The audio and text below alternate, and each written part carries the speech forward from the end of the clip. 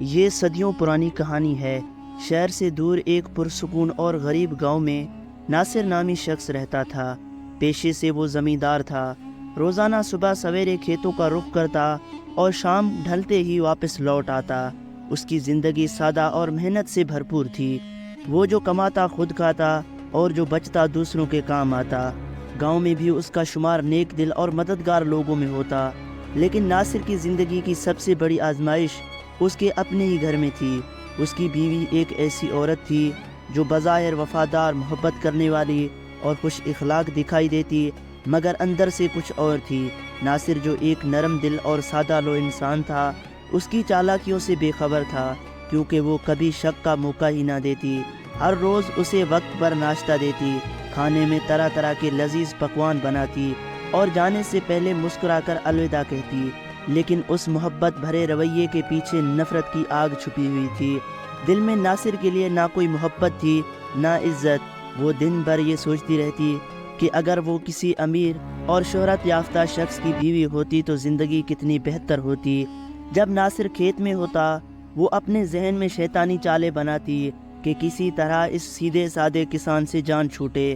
منافقت کی حد تو یہ تھی کہ ہر ادا میں وہ ناصر کو یہ باور کراتی کہ وہ دنیا کی سب سے اچھی بیوی ہے، اور ناصر بھی اس پر یقین کرتا، کبھی اس کے خلاف بات تک نہ سنتا۔ لہذا اس کی خواہشات اور غلط سوچوں نے بالآخر اسے اندھیرے راستے پر ڈال دیا۔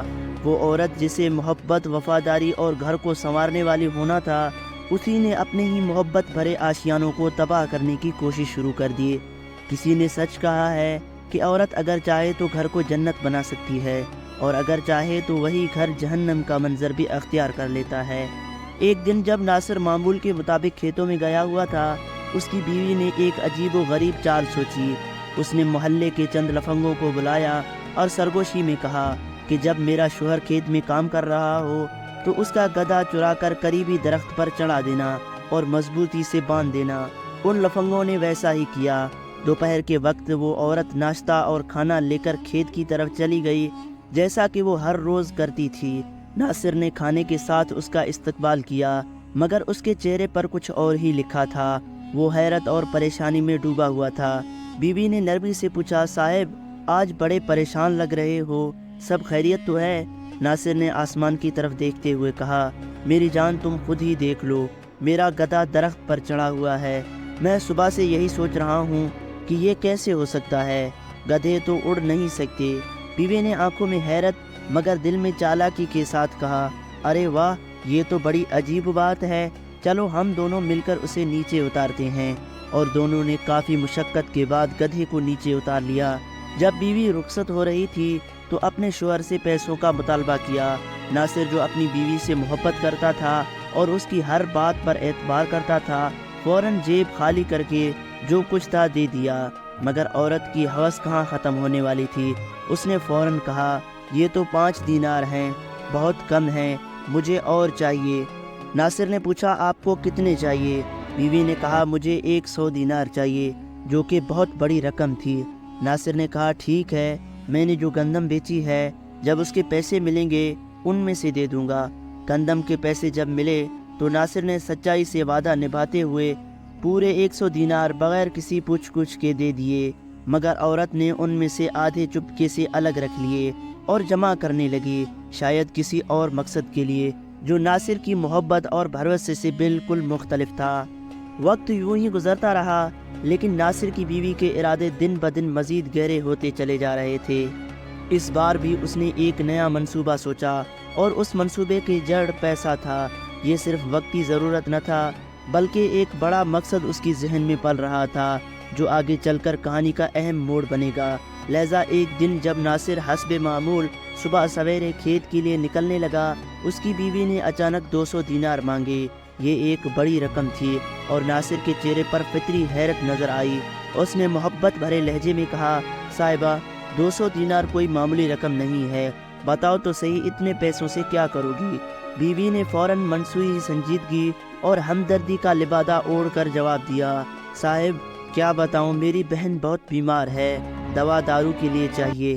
ناصر جو ایک نرم دل اور شرافت سے بھرپور انسان تھا، بغیر کسی شک کے بولا، ٹھیک ہے، تم دوپہر کا کھانا تیار کرو، میں کچھ نہ کچھ انتظام کر لوں گا۔ یہ سن کر بیوی کے چہرے پر ایک اور چھوٹی سی خوشی کی لہر دوڑ گئی، جیسے وہ جانتی ہو کہ اس کی جال پھر کامیاب ہو گئی۔ وہ فوراً بولی، ٹھیک ہے صاحب، بتاؤ کیا کھانا بناؤں آپ کے لیے۔ اور یوں ایک اور دن گزر گیا، لیکن ناصر کو کیا خبر تھی کہ وہ جسے اپنی زندگی کی شریک سمجھتا ہے وہی اسے آہستہ آہستہ کسی بڑے دھوکے کی طرف لے جا رہا ہے۔ لہذا بیوی نے جب دوپہر کا کھانا تیار کیا تو ساتھ ہی چپکے سے 3 بڑے بڑے مچھلیاں بھی اپنے ساتھ لے گئی۔ ان مچھلیوں کو راستے میں کہیں چھپا کر رکھا، اور جب کھیت پہنچے تو اپنے شوہر کو کھانا پیش کیا اور چپکے سے جا کر وہی مچھلیاں کھیت میں چھپا دیں۔ کسان نے بیوی کی تھوڑی سی تعریف کی، نماز ادا کی اور پھر دوبارہ اپنے کھیت کے کام میں لگ گیا۔ کچھ دیر بعد جب وہ زمین کی کھدائی کر رہا تھا، اچانک ایک مچھلی نکلی، پھر دوسری، پھر تیسری۔ وہ حیران اور پریشان ہو کر زور سے چلایا، صاحبہ جلدی آؤ، یہاں تو کھیت میں مچھلیاں نکل آئی ہیں۔ بیوی دوڑتی ہوئی آئی اور فوراً حیرت اور خوشی کا ناٹک شروع کر دیا، ارے صاحب، یہ تو آپ کی کرامت لگ رہی ہے، ایسا کیسے ہو سکتا ہے؟ سبحان اللہ۔ پھر جلدی سے بولی، میں یہ مچھلیاں لے جاتی ہوں، شام کے کھانے میں پکاتی ہوں۔ ویسے صاحب، آپ کو وہ 200 دینار تو یاد ہیں جو میں نے صبح مانگے تھے؟ سادہ دل کسان نے اپنی جمع پونجی حتیٰ کہ ایک گدھا تک بیچ دیا اور بڑے مشکل سے 200 دینار جمع کر کے بیوی کے حوالے کر دیے۔ بیوی رقم لے کر مسکرا کر گھر چلی گئی اور کسان کھیت میں پھر سے کام میں لگ گیا۔ شام کو جب وہ تھکا ہارا گھر پہنچا تو گھر کا ماحول بالکل بدلا ہوا تھا۔ بیوی ایک طرف خاموش بیٹھی تھی، چہرے پر اداسی اور بیگانگیاں تھیں۔ کسان نے آواز دی، لیکن بیوی نے کوئی خاص توجہ نہ دی۔ پوچھا، کیا بات ہے صاحبہ، طبیعت تو ٹھیک ہے؟ وہ سرد لہجے میں بولی، کچھ نہیں، بس طبیعت تھوڑی خراب ہے۔ وہاں مچھلیاں رکھی ہیں، کھا لو اور مجھے آرام کرنے دو، مجھے سونا ہے۔ کسان نے سوچا شاید بہن کی بیماری کے فکر نے اسے پریشان کر دیا ہے۔ خاموشی سے کھانا کھایا اور سو گیا۔ اگلے دن صبح ناشتے کا بھی بیوی نے نہ پوچھا تو کسان خود ہی ناشتہ بنا کر کھیت چلا گیا۔ دوپہر کو بھی بیوی نے کھانے کا کوئی اہتمام نہ کیا۔ کسان نے بھوکے پیاسے دن گزار دیا۔ ایسے ہی کئی دن گزر گئے، ایک ہفتہ، پھر دوسرا، لیکن بیوی کا رویہ نہ بدلا بلکہ مزید سرد ہوتا گیا۔ بالآخر کسان نے ایک دن دل تھام کر بیوی کو بٹھایا اور نرمی سے کہا، صاحبہ، آخر کیا بات ہے؟ کچھ دنوں سے تم بہت بدلی بدلی لگتی ہو، سچ سچ بتاؤ کیا بات ہے؟ بیوی نے ایک ٹھنڈی سانس لی اور جو منافقت اس کے دل میں تھی وہ بالآخر منہ پر آ گئی اور صاف صاف بول پڑی، اگر تم واقعی میری خوشی چاہتے ہو تو مجھے طلاق دے دو۔ یہ الفاظ کسان کے لیے قیامت سے کم نہ تھے، جیسے زمین اس کے پاؤں تلے سے کھسک گئی ہو۔ وہ بے یقینی سے بولا، کیا تم کیا کہہ رہے ہو؟ تم ہوش میں تو ہو؟ بیوی نے چہرہ پھیر لیا اور کچھ نہ کہا۔ اس نے کسان کا اندازہ لگانا تھا کہ وہ اس بات پر غصہ کرے گا، مارے گا یا کیا قدم اٹھائے گا، اور کسان نے سمجھا شاید وقتی غصہ ہے یا کسی بات کا دکھ ہے۔ لیکن اس کے بعد بیوی ہر روز بار بار یہی بات دہراتی تو اسے احساس ہوا کہ یہ سب اچانک نہیں بلکہ ایک سوچی سمجھی چال ہے۔ کسان نے بیوی کا روٹھا رویہ بھی برداشت کیا۔ وہ خاموش رہا، دل پر پتھر رکھ کر ہر بات سہتا رہا، مگر کچھ دن بعد بیوی نے لڑائی جھگڑے شروع کر دیے۔ کبھی کہتی مجھے سونے کا ہار لا کر دو، کبھی تانا دیتی میں اتنی خوبصورت ہوں، کسی اچھے خاصے آدمی کی جوڑی لگتی ہوں، تم جیسے غریب کسان کے ساتھ میری قسمت ہی پھوٹ گئی۔ یہ زہر بھرے الفاظ کسان کے دل میں تیر بن کر اترے۔ اس نے سوچا کہ شاید یہ کسی وجہ سے ضد کر رہی ہے، لیکن حقیقت تو یہ تھی کہ وہ مکار پہلے ہی جان چھڑوانا چاہتی تھی، مگر پہلے پیسے لے کر خود کو مضبوط کیا، پھر بہانے شروع کیے۔ بالآخر غصے میں آ کر کسان نے سوچا شاید اسے 2-3 تھپڑ ماروں تو عقل ٹھکانے آ جائے گی، لیکن جیسے ہی اس نے بیوی پر ہاتھ اٹھایا، بیوی نے چیخنا شروع کر دیا، میرا شوہر مجھے مار رہا ہے، یہ پاگل ہو چکا ہے۔ پڑوسی جمع ہو گئے، کسان صفائی دیتا رہا، لیکن عورت کی درد بھری چیخوں نے سب کے دل جیت لیے۔ لوگ کسان کو ہی برا بھلا کہنے لگے، کیا کوئی مرد ایسا کرتا ہے؟ شرم کرو، بیچاری عورت کے ساتھ ایسا سلوک۔ کسان جو کہ ایک عزت دار آدمی تھا، سوچنے لگا اور شاید تنہائی میں رونے لگا کہ یہ کیا ہو گیا، میں تو اس پر سب کچھ قربان کر رہا تھا اور یہ اتنی بڑی چال باز نکلی۔ ایک عزت دار آدمی کے لیے یہ بات بہت بڑی مانی جاتی ہے کہ اس کی بیوی غیر مردوں کے سامنے اپنے ہی خاوند کے خلاف بولے۔ بالآخر معاملہ قاضی کے دربار میں پہنچ گیا۔ قاضی صاحب نے دونوں کو بلایا، سب کے سامنے پوچھا، بتاؤ کیا معاملہ ہے؟ کسان نے دہمے لہجے میں ساری داستان سنا دی۔ اب بیوی کی باری آئی، وہ آنکھوں میں آنسو لیے آئے اور بولی، قاضی صاحب اللہ کے واسطے یہ شخص مجھے مارنے کی دھمکیاں دیتا ہے، 2-3 بار تو چھری اٹھا کر مارنے آیا ہے، میری جان کو خطرہ ہے، مجھے اس سے چھڑوا دیجیے۔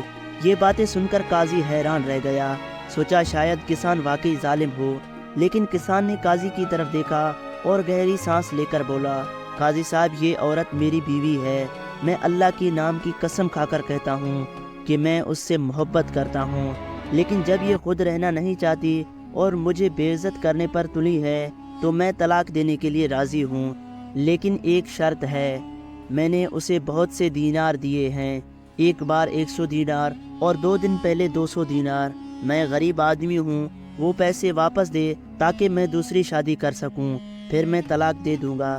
بیوی نے فوراً کہا، دیکھا قاضی صاحب، میں کہہ رہی ہوں نا یہ آدمی پاگل ہو چکا ہے، اتنے پیسے اس جیسے غریب کسان کے پاس کہاں سے آ سکتے ہیں؟ اگر وہ واقعی اس نے مجھے 200 دینار دیے ہوتے تو میں طلاق کیوں مانگتی؟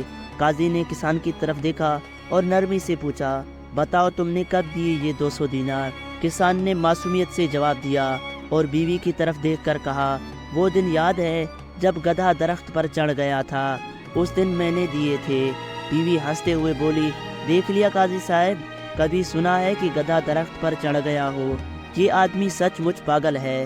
قاضی نے اپنی داڑھی کو سہلاتے ہوئے گہری سوچ میں سر جھکا لیا۔ بیوی نے فوراً دوسرا سوال داغ دیا، چلو یہ چھوڑو، بتاؤ وہ 200 دینار کب دیے تھے؟ کسان نے جواب دیا، جب کھیت میں مچھلیاں نکل آئی تھی۔ بیوی نے قاضی کی طرف دیکھا اور بولی، قاضی صاحب یہ کیا بول رہا ہے؟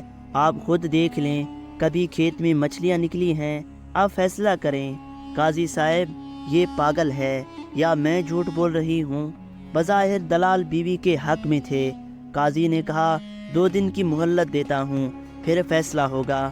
2 دن بعد قاضی نے دونوں کو بلایا اور طلاق دینے کا حکم دے دیا اور کہا، جو سچ پر ہے اللہ اس کے ساتھ ہوگا، جھوٹا انسان اللہ تعالیٰ کی گرفت سے کبھی نہیں بھاگ سکتا۔ کسان خاموشی سے رو پڑا، قاضی کے سامنے سجدے میں گر گیا، آنکھوں سے آنسو بہنے لگے، پھر اٹھا، طلاق دی اور خاموشی سے واپس گھر چلا گیا۔ بیوی نے چہرے پر فتح کا رنگ جڑایا۔ کچھ مہینے بعد اس عورت نے ایک لفنگے نوجوان سے شادی کر لی، وہی شخص جس سے اس کے پہلے سے بھی تعلقات تھے۔ کسان سب کچھ خاموشی سے دیکھتا رہا اور سوچتا رہا کہ وہ شخص جسے میں گھر کے پاس بیٹھنے نہ دیتا، اب اس کم عقل عورت نے اسی سے شادی کر لی۔ جو لڑکا لفنگا تھا، سبز باغ دکھا کر شادی تو کر لی، اور شادی کے کچھ دن بعد ہی اس لفنگے نے مار پیٹ شروع کر دی۔ نہ وہ کھانے کے قابل تھا، نہ عزت کے لائق۔ جو پیسے عورت نے کسان سے لے کر آئی تھی وہی کچھ دن چلے، پھر اس لفنگے لڑکے نے اسی سے پیسے مانگنا شروع کر دیے۔ جب عورت نے کہا کہ اب کچھ نہیں بچا، اس نے طلاق دے دی۔ ادھر کسان نے صبر کا پھل پایا، ایک شریف نیک سیرت عورت سے شادی کی، اللہ نے اسے اولاد دی، عزت دی، سکون دیا۔ وہی عورت جو کبھی خود کو بہت خوبصورت اور قابل سمجھتی تھی، اب کسان کے دروازے پر چوکی دار کے لیے بھی ترستی رہی۔ لیکن وقت گزر چکا تھا، سچ سامنے آ چکا تھا، لوگ سب کچھ جان چکے تھے۔ اب اس کی باتوں پر اعتبار سے لوگ کتراتے تھے، کوئی اس سے شادی کے لیے تیار نہ تھا اور مکمل طور پر دوسروں کی خیرات زکوٰۃ سے گزارا کرتی۔ بادشاہی اپنے ہی ہاتھوں ختم کر دی۔ اب کسی سے گلا، جب بھی کسان کی احسانات اور سچائی یاد کرتی رو پڑتی، لیکن وقت واپس پلٹ کر نہیں آتا۔ تو دوستو، اس کہانی میں ہمارے لیے بہت سے اسباق چھپے ہیں۔ چاہے شوہر ہو یا بیوی، اگر اپنی قسمت پر صبر کرے، شکر ادا کرے تو سمجھ لیں کہ یہی ان کے لیے بہترین راستہ ہے، کیونکہ جو مقام، جو رشتہ، جو حالات اللہ نے عطا کیے ہیں وہ بے وجہ نہیں، وہی آپ کے لیے بہتر ہیں۔ اگر بیوی یا شوہر خوبصورت نہ ہو یا اخلاق میں کچھ کمی ہو تو یاد رکھیں کہ ہر انسان میں کچھ خوبیاں اور کچھ خامیاں ضرور ہوتی ہیں۔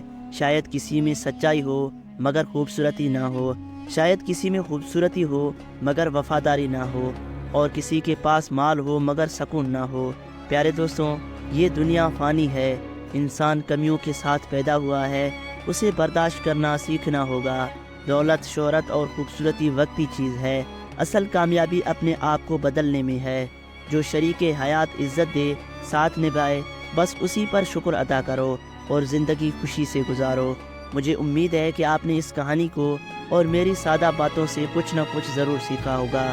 اگر آپ ایسے ہی مزید سبق آموز کہانیاں سننا چاہتے ہیں تو ہمارے چینل کو سبسکرائب کر کے گھنٹی کا بٹن ضرور دبائیں، اور ہو سکے تو ویڈیو کو اپنے پیاروں کے ساتھ شیئر کرنا نہ بھولیے۔